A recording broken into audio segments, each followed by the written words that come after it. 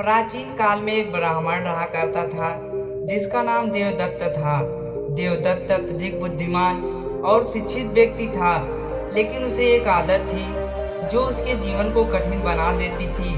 वह हर समय सोचा करता था, चाहे कोई भी स्थिति हो, उसे घंटों तक सोचता रहता। उसकी आदत ने उसे चिंतित और भयभीत कर दिया था।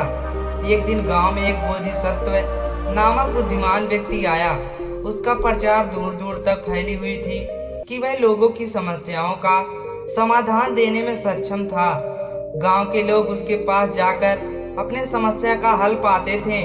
देवदत्त ने सोचा कि शायद बोधिसत्व उसकी समस्या का समाधान दे सके।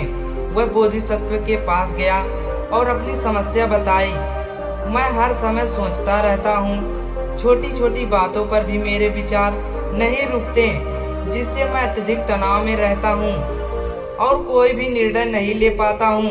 कृपया मेरी सहायता करें। बोधिसत्व ने देवदत्त की बात ध्यान से सुना और मुस्कुराते हुए कहे, मैं तुम्हारी समस्या का हल जानता हूँ, लेकिन पहले तुम्हें एक काम करना होगा।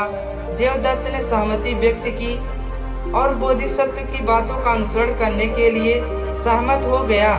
बोधिसत्व ने कहा, तुम जंगल में जाओ और एक विशिष्ट वृक्ष के नीचे ध्यान लगाओ, लेकिन एक बात ध्यान में रखना, तुम्हें किसी भी हालात में उस पेड़ के बारे में नहीं सोचना है। अगर तुमने उस पेड़ के बारे में सोचा तो तुम्हें तुरंत मेरे पास आना पड़ेगा। देवदत्त को यह कार्य बहुत सरल लगा।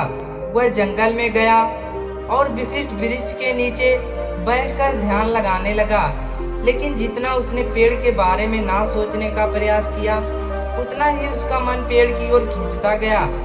उसे पेड़ की हर छोटी छोटी बात याद आने लगी। उसकी पत्तियों का रंग, उसकी ऊंचाई, उसकी जड़ें, सब कुछ। आखिरकार वह हार मानकर वह बोधिसत्व के पास गया। देवदत्त ने बोधिसत्व से कहा कि मैं असफल हो गया। जितना मैं उस पेड़ के बारे में ना सोचने की कोशिश करता, उतना ही मेरे विचार उसकी ओर बढ़ जाते। बोधिसत्व ने हंसते हुए कहा, यह वही है जो तुम्हारे साथ हो रहा है। जब तुम किसी बात के बारे में अत्यधिक सोचते हो तो तुम्हारा मन उस पर और अत्यधिक केंद्रित हो जाता है। इसीलिए सोच को नियंत्रित करने के लिए तुम्हें अपने सोच को छोड़ना होगा। उसे जबरदस्ती रोकने की कोशिश मत करो, बस उसे बहने दो और धीरे धीरे तुम देखोगे वह खुद ही शांत हो जाएगी। देवदत्त ने बोधिसत्व की बातों को गहराई से समझा। उसने महसूस किया कि हर चीज को अत्यधिक सोचने से कोई समाधान नहीं निकलता, बल्कि समस्या और बड़ी हो जाती है।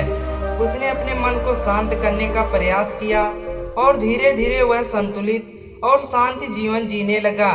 नमो बुद्धाय।